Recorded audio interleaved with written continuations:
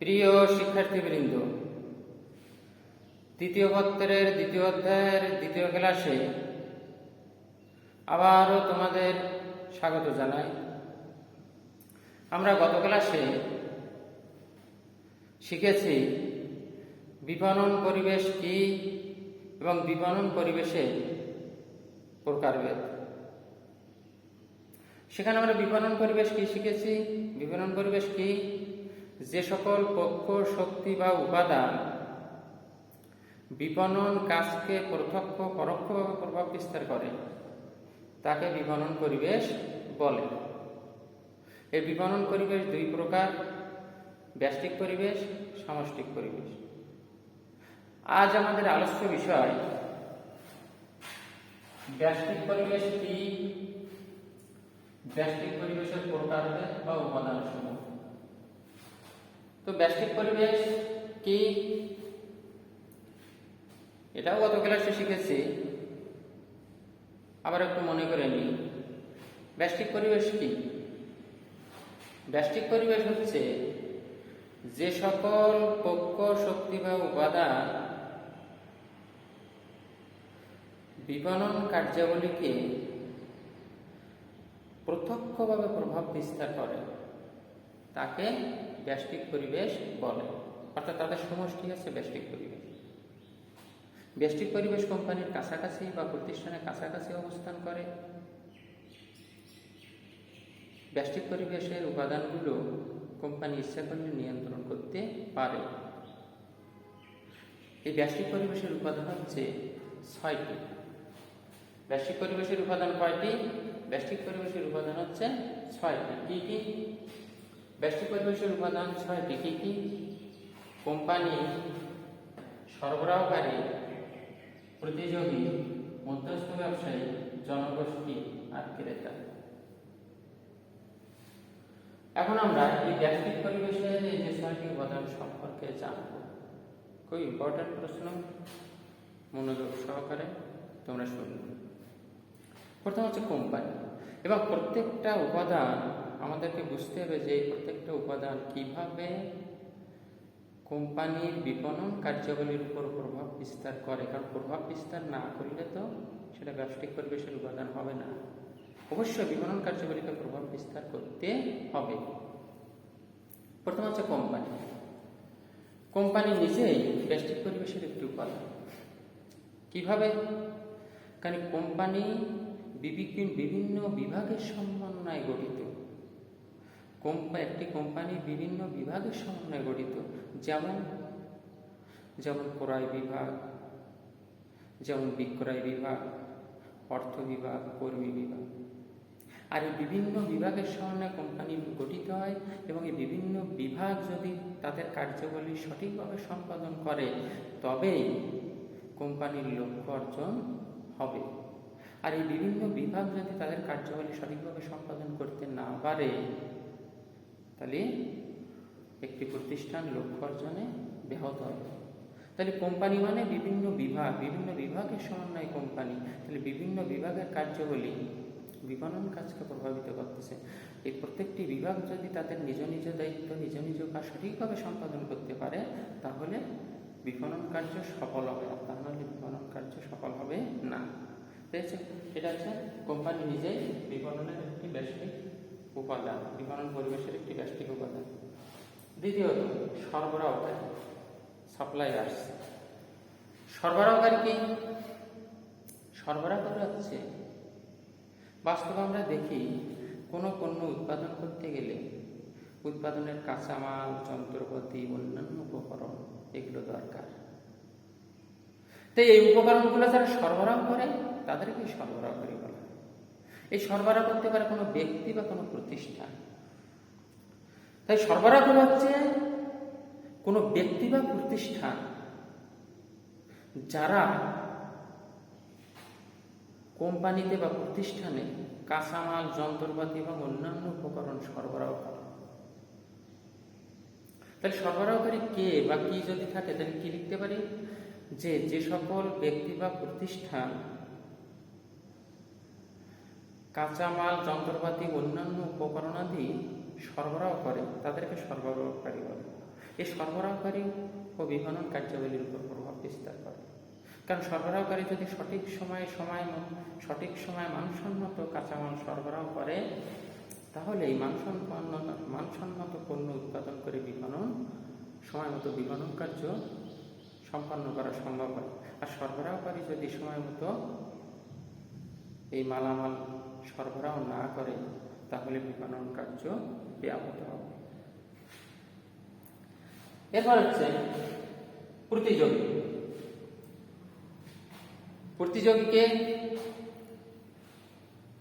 যেমন বাংলাদেশে নামকরা কোম্পানির ভিতর যাদের প্রোডাক্ট আমরা ব্যবহার করি, Unilever Bangladesh limited, Scott toilets limited, Kohinoor chemical company Bangladesh limited.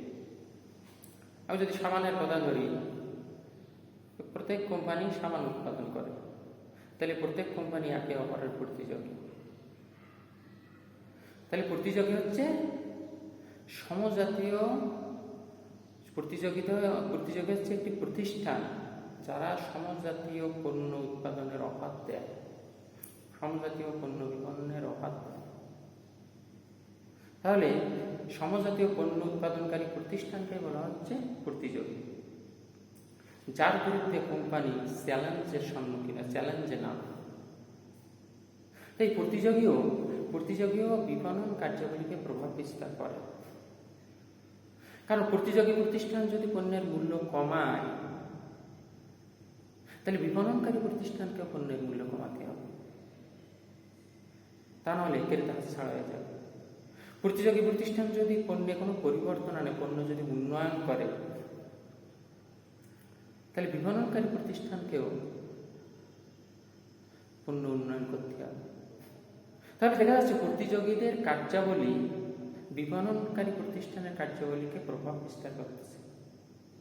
তাই একজন বিপণনকারীকে প্রতিযোগীর থেকে আরো উন্নততর বিপণন কৌশল অবলম্বন করে ভোক্তাদের নিকট পণ্য পৌঁছাতে হবে এবং ভোক্তাদের ধরে রাখার চেষ্টা করতে হবে, ভোক্তাদের সুবিধা দিতে হবে।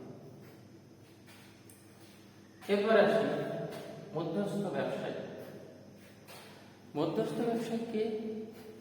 মধ্যস্থ ব্যবসায়ী হচ্ছে যারা বিপণনকারী এবং ভোক্তাদের মাঝে অবস্থান করে, আর মাঝে অবস্থান করে বিধায় এদের নাম হয়েছে মধ্যস্থ ব্যবসায়ী। তা পণ্য বিক্রয় করতে গেলে প্রতিষ্ঠান নিজে তো বিক্রয় করবে না, কোনো ব্যক্তি বা প্রতিষ্ঠানের মাধ্যমে ভোক্তাদের নিকট পৌঁছে দেবে। কারণ বিপণনকারী প্রতিষ্ঠান তো একটা নির্দিষ্ট জায়গায় থাকে, কিন্তু তাদের সেই পণ্যের চাহিদা তো সমস্ত দেশ জুড়ে, এমনকি বিদেশেও।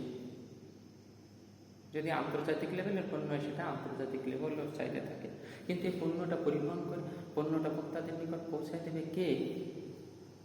ভোক্তাদের নিকট পৌঁছে দেবে কোনো ব্যক্তি বা প্রতিষ্ঠান, সাধারণত প্রতিষ্ঠানে পৌঁছে দেয়। তা যে সকল প্রতিষ্ঠান বা যে সকল ব্যক্তি বা প্রতিষ্ঠান বিপণনকারীর সেই উৎপাদিত পণ্য চূড়ান্ত ভোক্তার নিকট পৌঁছে দেয়, সেই সকল ব্যক্তি বা প্রতিষ্ঠানকে মধ্যস্থ ব্যবসায়ী বলে। শুধু খালি পণ্য পৌঁছে দিলে কি বিপণনকারীর কাজ শেষ হয়ে যায়? না, বিপণনকারী আরো অনেক কাজ করে। মধ্যস্থ ব্যবসায়ী আরো অনেক কাজ করে। মধ্যস্থ ব্যবসায়ী উৎপাদিত পণ্য ভোক্তার নিকট পৌঁছে দেওয়া, পরিবহন, এছাড়া আরো অনেক কাজ করে, যেমন পরিবহন, গুদামজাতকরণ, পণ্য সংক্রান্ত পরামর্শ, পণ্যের উন্নয়ন, পণ্যের প্রচার সংক্রান্ত কাজ ইত্যাদি কাজে এরা নিয়োজিত থাকে। এগুলো নির্ভর করে মধ্যস্থ ব্যবসায়ীর ধরনের, কারণ এক এক ধরনের মধ্যস্থ ব্যবসায়ী এক এক ধরনের কাজের সাথে জড়িত। তা যাক, মধ্যস্থ ব্যবসায়ী কি বা কারা? যে সকল ব্যক্তি বা প্রতিষ্ঠান উৎপাদিত পণ্য প্রকৃত ভোক্তার নিকট পৌঁছে দেয়, তাদেরকে মধ্যস্থ ব্যবসায়ী বলে। যেমন পাইকার, খুচরা ব্যবসায়ী, দালাল, কমিশন মার্চেন্ট, উৎপাদকের প্রতিনিধি, বিক্রয় প্রতিনিধি, দায়গ্রাহক, এইরকম অনেক ইত্যাদি। এরপর আসে জনগোষ্ঠী। জনগোষ্ঠী ব্যষ্টিক পরিবেশের একটি উপাদান, এটিও কোম্পানিকে প্রভাব বিস্তার করে বা বিপণন কার্যাবলীকে প্রভাব বিস্তার করে। জনগোষ্ঠী কি? জনগোষ্ঠী হচ্ছে জনগণের সেই অংশ যারা বিভিন্নভাবে কোম্পানির কার্যাবলীকে প্রভাবিত করে। এই জনগোষ্ঠীকে সাত ভাগে ভাগ করা যায়। একটি বিপণনকারী প্রতিষ্ঠানের জনগোষ্ঠী সাত প্রকার। কি কি? অর্থ সংস্থানকারী জনগোষ্ঠী, মিডিয়া জনগোষ্ঠী, সরকারি জনগোষ্ঠী, নাগরিক জনগোষ্ঠী, অভ্যন্তরীণ জনগোষ্ঠী, স্থানীয় জনগোষ্ঠী আর সাধারণ জনগোষ্ঠী। এই 7 প্রকারের জনগোষ্ঠী বিপণন কাজকে প্রভাবিত করে। এটা এর বিস্তারিত আমরা পরে শিখব।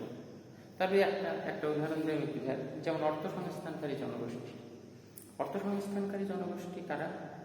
ব্যাংক, বীমা, অন্যান্য বিনিয়োগকারী সংস্থা, বিনিয়োগকারী প্রতিষ্ঠান। তো অর্থসংস্থানকারী জনগোষ্ঠী বিপণনকারী প্রতিষ্ঠানের জন্য কি করে? অর্থ সরবরাহ করে। তাহলে এই অর্থসংস্থানকারী জনগোষ্ঠী যদি সময় মতো প্রতিষ্ঠানে অর্থ সরবরাহ করে, তাহলে বিপণন কাজ ঠিক মতো চলবে। আর এখান থেকে যদি অর্থ না পাওয়া যায়, তাহলে বিপণন কাজ বাধাগ্রস্ত হবে। তাহলে এই জনগোষ্ঠী বিপণন কার্যাবলীর উপর প্রভাব বিস্তার করে। এরপরে ক্রেতা বা গ্রাহক, তাকে কাস্টমার বলা হচ্ছে। ক্রেতা বা গ্রাহক কারা? যারা পণ্যটি ক্রয়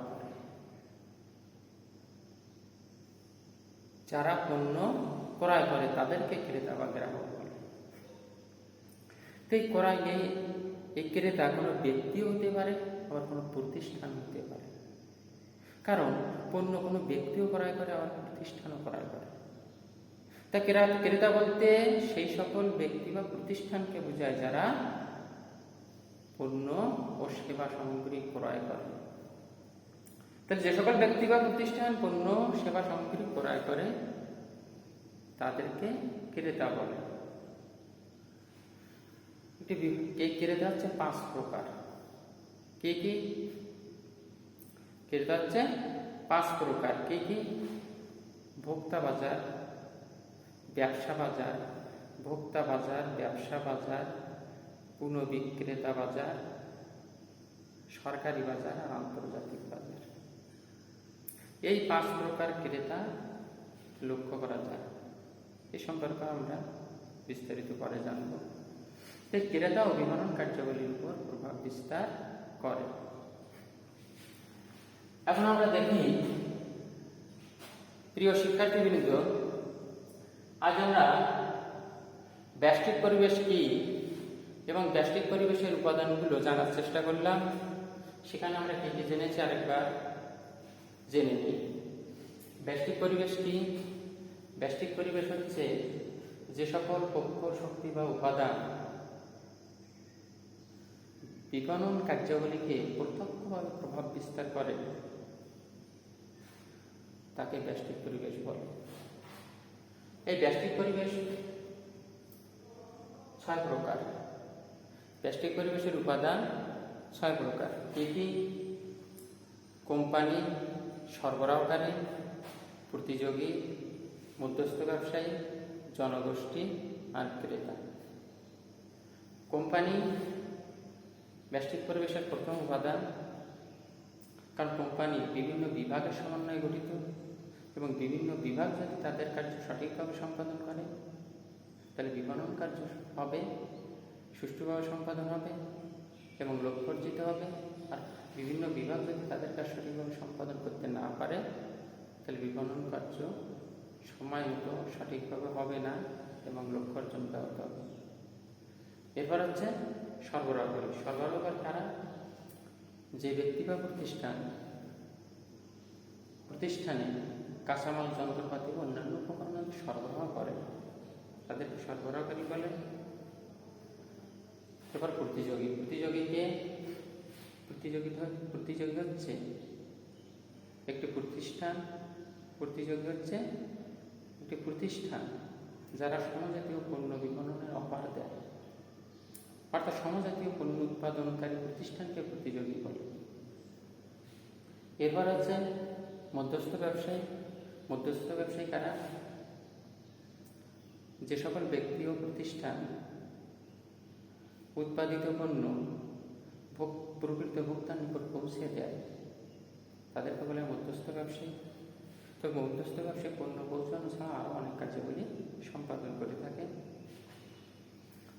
এরপর আছে জনগোষ্ঠী। জনগোষ্ঠী হচ্ছে জনগণের সেই অংশ, যারা কোম্পানির কাজকে বিভিন্নভাবে প্রভাবিত করে। এরপর আছে ক্রেতা। ক্রেতা হচ্ছে কোনো ব্যক্তি বা প্রতিষ্ঠান যারা বিপণনকারী প্রতিষ্ঠানের পণ্য সহ সেবা সামগ্রী ক্রয় করে। তো প্রিয় শিক্ষার্থী, আজকে পর্যন্তই। আবারও দেখা হবে পরবর্তী ক্লাসে। সে পর্যন্ত ভালো থাকো, সুস্থ থাকো, নিরাপদে থাকো এবং স্বাস্থ্যবিধি মেনে চলো।